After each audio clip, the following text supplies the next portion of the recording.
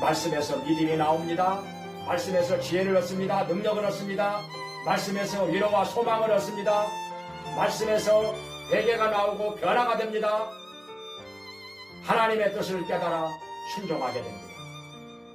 초대교회 성도들 같이 하나님의 말씀을 간절히 사모하면서 부지런히 말씀을 읽으면서 들으면서 믿음이 성장하기를 주의 이름으로 축원합니다.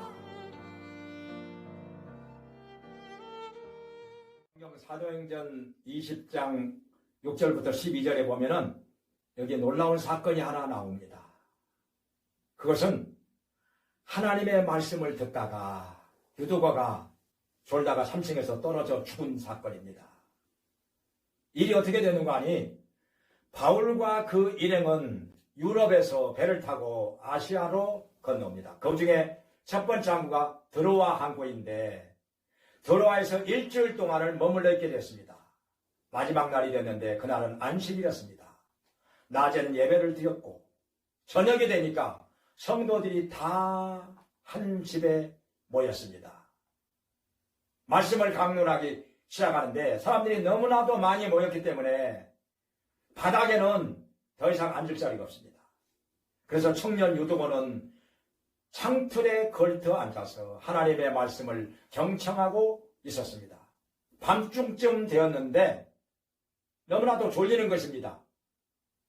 근데 사람이 졸리는데 여러 가지 이유가 있겠지요. 피곤해서 졸리는 수도 있고 또 다른 생각을 하다가 졸리는 수도 있고 아니면은 안 깨달아져서 졸리는 수도 있을 것입니다.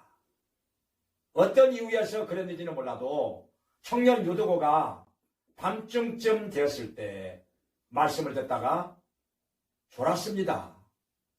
졸다가 떨어졌는데 앞으로 떨어졌으면 얼마나 좋았을까요? 그러면 사람들 등 위로 떨어졌겠지요. 아니면 바닥에 떨어져서 코가 깨져 코피가 좀 나왔던지 그러면 다행일 텐데 뒤로 떨어졌습니다. 뒤로 쿵 하고 떨어졌는데 3층에서 바닥으로 떨어지니 죽었습니다. 사람들의 충격이 이만저만한 것이 아닙니다. 너무나도 충격이 컸습니다. 마음이 슬펐습니다. 울고불고 난리가 났습니다. 죽었다는 말을 듣고 바울이 얼른 내려가서 그 아이 위에 엎드려서 기도를 했겠지요. 그야말로 간절히 기도를 했을 것입니다. 잠시 후에 바울이 이렇게 외칩니다. 떠들지 마라. 이 아이가 살아있다. 생명이 있다.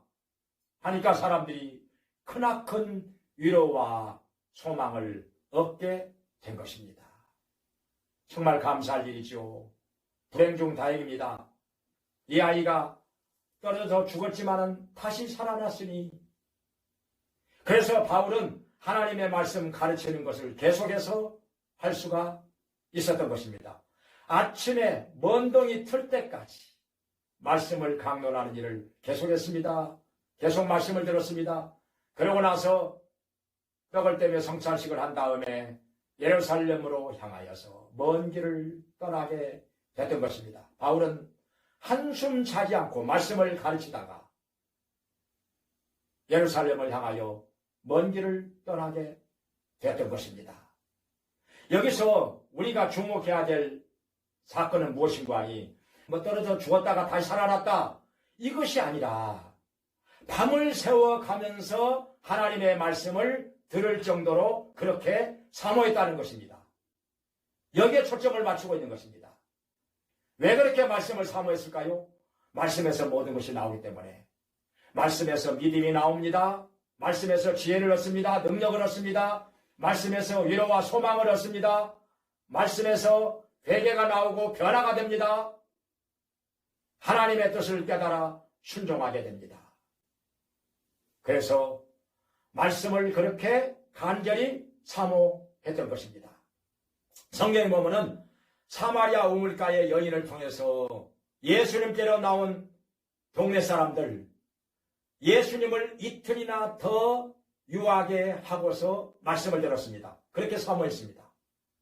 그 결과 사도행전 8장에 보면은 빌립 집사가 사마리아에 가서 복음을 전할 때 그 놀라운 역사가 일어났던 것입니다. 많은 기적이 일어나고 많은 사람들이 예수님께로 돌아오게 된 것입니다.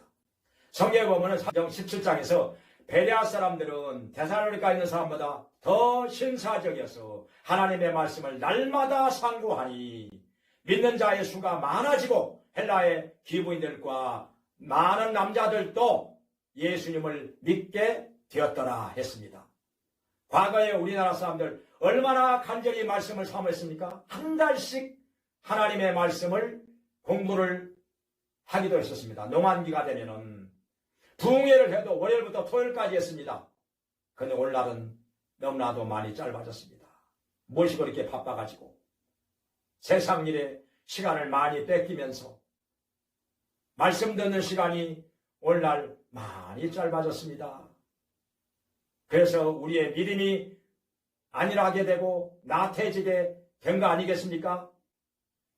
우리 정신 바짝 차리고 초대교회 성도들 같이 하나님의 말씀을 간절히 사모하면서 부지런히 말씀을 읽으면서 들으면서 믿음이 성장하기를 주의 이름으로 축원합니다.